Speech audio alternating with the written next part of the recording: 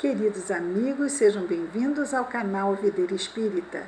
Meu nome é Cristina Brito e este é o programa Gotas do Evangelho.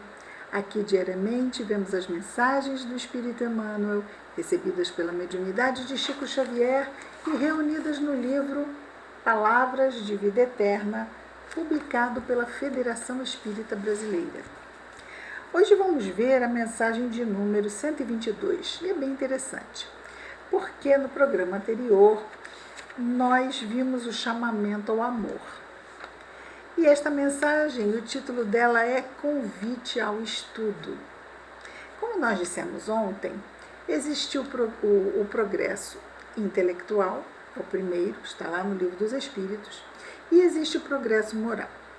Não se dá o moral sem o intelectual. Não adianta só o intelectual se não passamos para o moral. Ou seja, e até dissemos ontem também, são duas asas, e são as asas que nos fazem progredir moralmente e espiritualmente.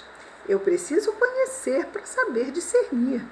Eu preciso conhecer para saber fazer boas escolhas, não é? Então, estudar é muito importante. É o único meio que temos para podermos discernir com segurança diante das situações que recebemos da providência divina, né? Vejamos então.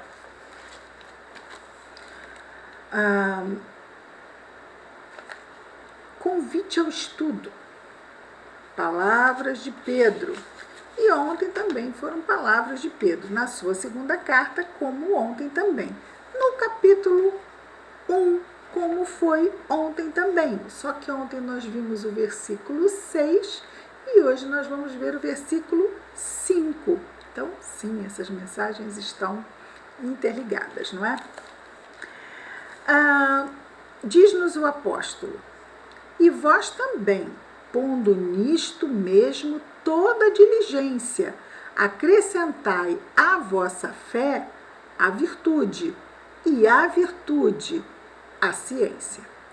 Então, precisamos, quando acrescentamos a virtude à fé, ou seja, eu tenho fé, Senhor, eu tenho fé. Sim, então faço o bem. Não adianta eu dizer que eu tenho fé e não fazer o bem. Mas, para fazer o bem, e também com relação à fé, o conhecimento é importante. Não vamos esquecer que o conhecimento favorece a fé raciocinada. Então, eu acredito porque eu entendo. E eu entendo porque eu estudei. Não é? É simples assim. Então, Emmanuel vai comentar as palavras do apóstolo Pedro, que vamos repetir. E vós também, pondo nisto mesmo toda diligência. Diligência são os esforços na realização. Não é? Acrescentai à vossa fé a virtude. Acrescentai a virtude à vossa fé. E acrescentai à virtude a ciência. Então, acrescentamos também a ciência à nossa virtude. E assim temos condições de cada vez mais aprimorarmos as virtudes. Como se faz isso? Diminuindo os nossos vícios morais. Não tem como, é matemático. Um diminui naturalmente, o outro aumenta. Diz-nos Emmanuel: milhões de criaturas possuíram a fé no passado. Então, no passado, temos exemplos inúmeros, não é? De pessoas com fé. E aqui ele diz: milhões de criaturas possuíram a fé, revelando extremada confiança em Deus. Mas, porque a bondade lhes desertasse dos corações, ergueram suplícios inomináveis para quantos não lhes comungassem o modo de sentir ou de ser. Vamos pensar aqui no nosso querido Paulo. Paulo era uma pessoa de fé. De fé. No entanto, perseguiu os cristãos. No entanto, Paulo, isso antes de ser Paulo, quando ele era Saulo, antes de encontrar Jesus na estrada de Damasco, Ele perseguia os cristãos, inclusive ele estava na estrada de Damasco, indo a Damasco para prender Ananias, não é?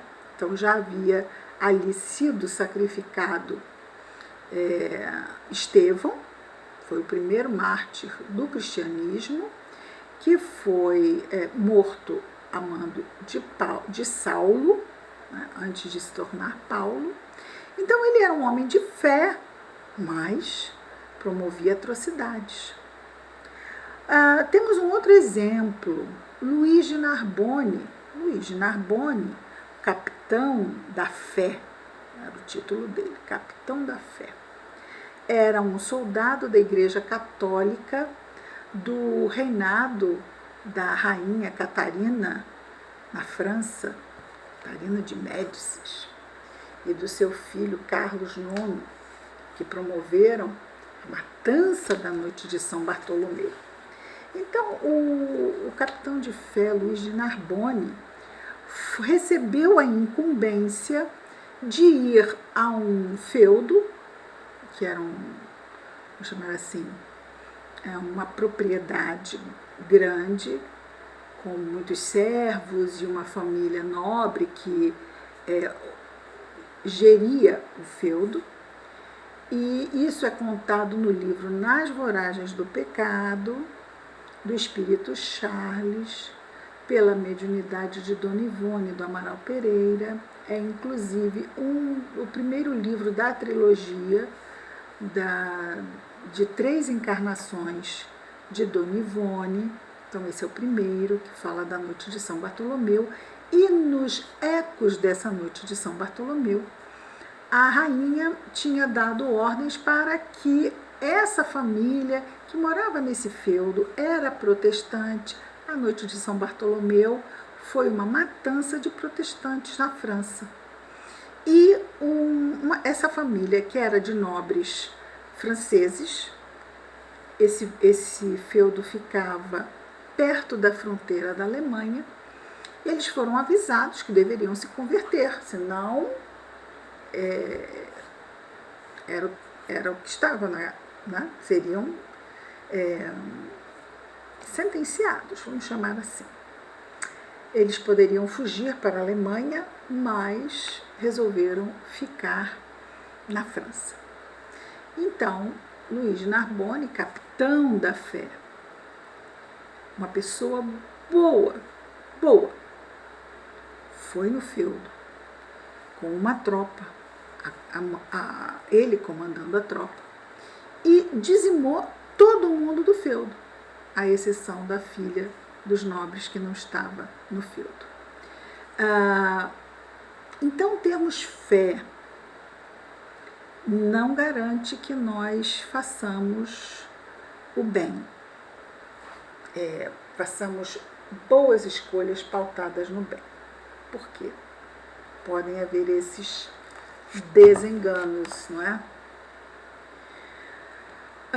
Então, ele diz que é preciso, por toda a diligência, ou seja, precisamos realmente nos esforçar, porque podemos nos comprometer nesses equívocos, não é? É preciso acrescentar a fé à virtude, e a virtude à ciência. Então, não adianta ter fé e não fazermos coisas virtuosas. E não adianta só termos virtudes, acharmos até que estamos sendo virtuosos, e às vezes, quando estudamos mais a fundo, vemos que não é bem assim. Mas peraí, Jesus veio trazer o amor. Jesus, inclusive, teve uma passagem que os irmãos João, o evangelista, não é? Era o caçula dos apóstolos, e o seu irmão Tiago, que Jesus chamava de irmãos Boanerges, os irmãos Tempestade, porque eles eram muito jovens e enérgicos. E uma vez pessoas estavam curando em nome de Jesus e falando em nome de Jesus, e eles vieram trazer a notícia a Jesus e falaram: Senhor, eles estão fazendo isso, quer que os matemos? E Jesus diz: não Não, eu não vim para matar, eu vim para salvar.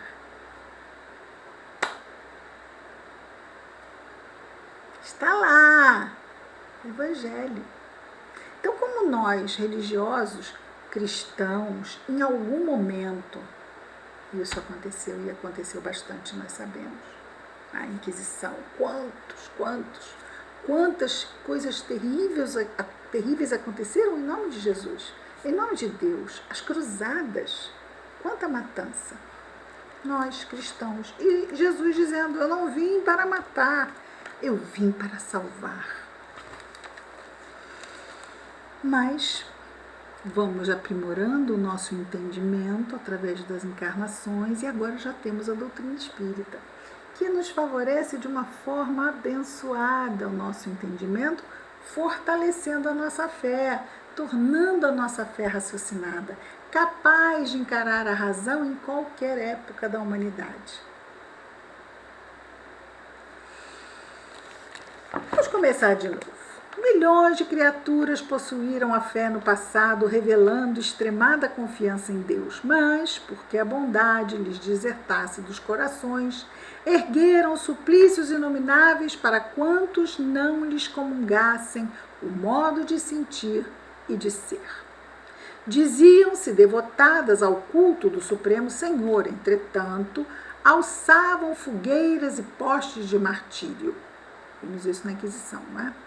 Perseguindo ou exterminando pessoas sensíveis e afetuosas em seu nome, em nome do Supremo Senhor. Milhões de criaturas evidenciaram admirável bondade no pretérito, demonstrando profunda compreensão fraternal no trabalho que foram chamadas a desenvolver entre os homens. No entanto, porque a educação lhes escapasse do espírito, caíram em terríveis enganos, favorecendo a tirania e a escravidão sobre a terra. Denotavam obediência a Deus no exercício da própria generosidade, entretanto, compraziam-se na ignorância. A ignorância, ela é comparada com as trevas, não é? Conhecereis a verdade vos libertará. Jesus traz a verdade e traz a luz também como sinônimo da verdade, né? A luz que dissipa as trevas, traz a vida. Então, luz, verdade, vida são três termos usados por Jesus que são extremamente interconectados. Então diz aqui, compraziam-se na ignorância, estimulando delitos e abusos a pretexto de submissão à providência divina. Vamos pensar aqui. A escravidão. Muitos donos de escravos acreditavam que as pessoas que tinham como escravos não tinham alma porque o padre tinha dito. Ora. Então o padre liberou ter escravo.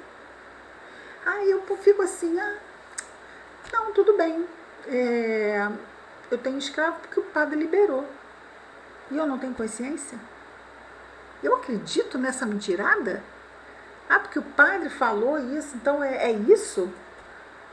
Mas vejamos, era a ignorância. E muitas vezes, porque existem interesses outros, a ignorância ela é quase que um estado de acomodação interessante. É melhor ignorar, porque se eu souber, eu vou ter que me comprometer, vou ser responsável. Enquanto ignorante, eu posso alegar ignorância. Bendito século XXI. Não tem mais espaço para ignorante no século XXI. Então, essa não cola mais. Essa não cola, perdeu a cola. Não tem mais cola. Se a gente chegar do lado de lá e dizer assim, mas eu não sabia, não tinha internet? E aquele computador lá da sua casa que você vivia pesquisando no Google isso e aquilo.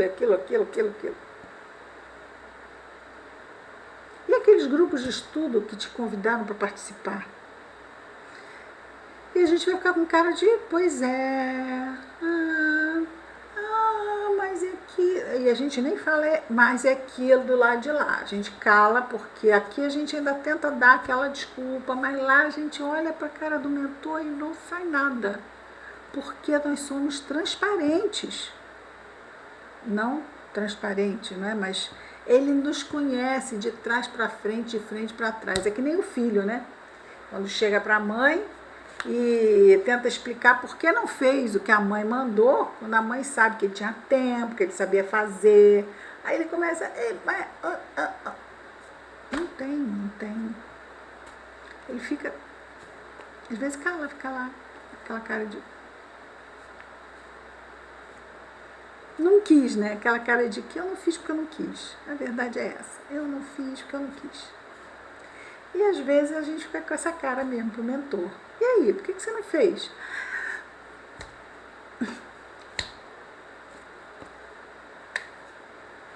Aí o mentor, sei, né? Não fez porque não quis, né? Tá bom. Que bom que a gente é imortal, né? Não fez, volta, faz de novo. Não fez, volta, faz de novo. Não fez, volta. Fez, mas não fez como devia. Pode melhorar. O que a gente não pode melhorar, né? Sempre pode melhorar. Esse é o progresso, a gente está sempre melhorando. E aí, resolvi? Foi muito bem, mas pode melhorar. Já a gente fica com foi muito bem, mas já de quebra leva, mas pode melhorar. Vamos voltar na próxima com mais oportunidades para aprimorarmos essa ou essas virtudes. E a gente diz, que bom, obrigada. É isso mesmo, vamos sim. Do lado de lá é tudo, a gente concorda. Voltando aqui.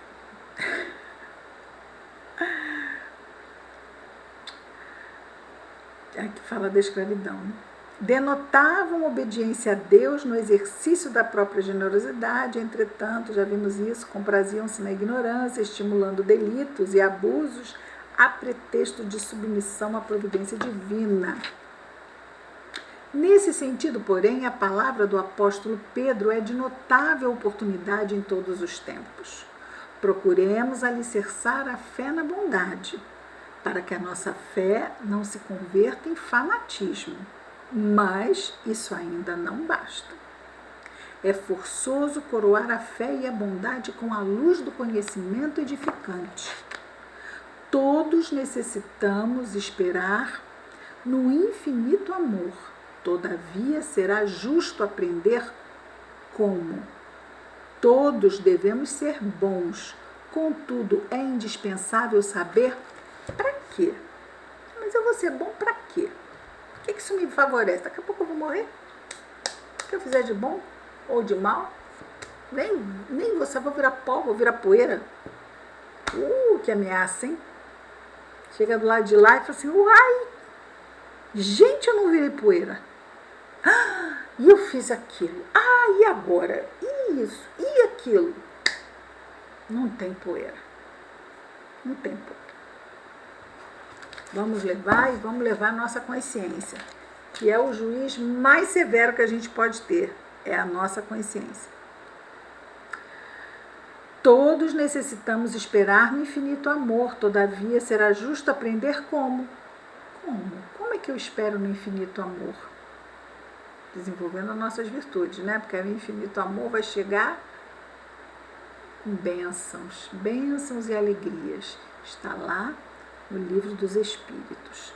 O livre-arbítrio usado bem, levando-nos a boas escolhas, traz como consequência alegrias e bênçãos.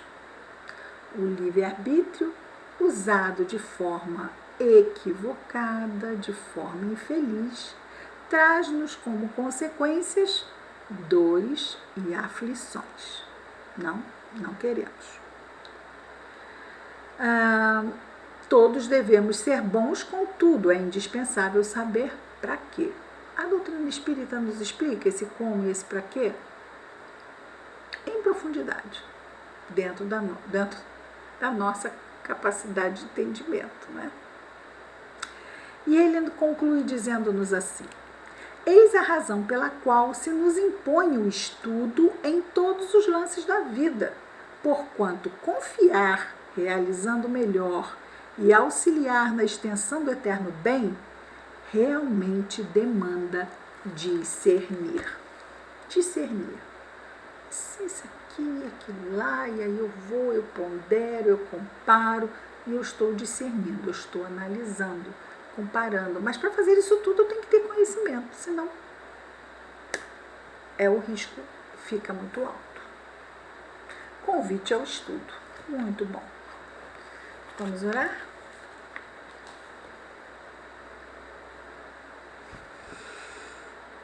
Querido Jesus, Mestre amado, obrigado, Senhor, pela bênção da reencarnação.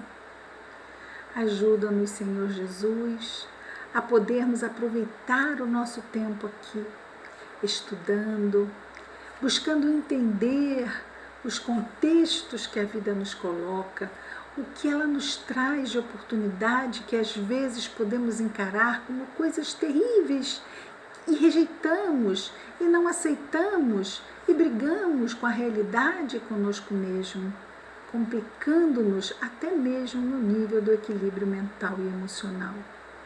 Ajuda-nos, Senhor, então, a buscarmos o entendimento através do estudo, Senhor. Que possamos trabalhar com diligência, como nos diz o apóstolo nesse sentido. Sabemos, Senhor, os maiores beneficiados. Ajuda-nos então, Senhor. Ajuda-nos a estarmos vigilantes aos nossos passos.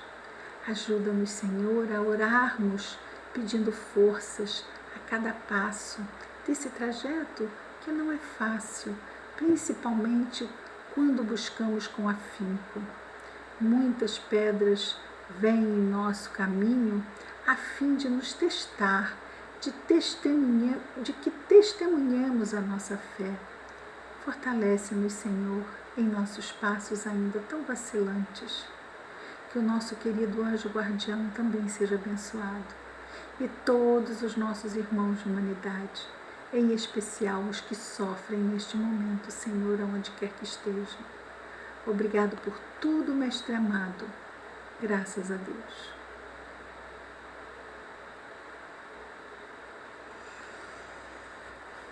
É isso, queridos amigos. Amanhã estaremos de volta com mais um programa Gotas do Evangelho. Que Jesus nos abençoe. Muita paz a todos.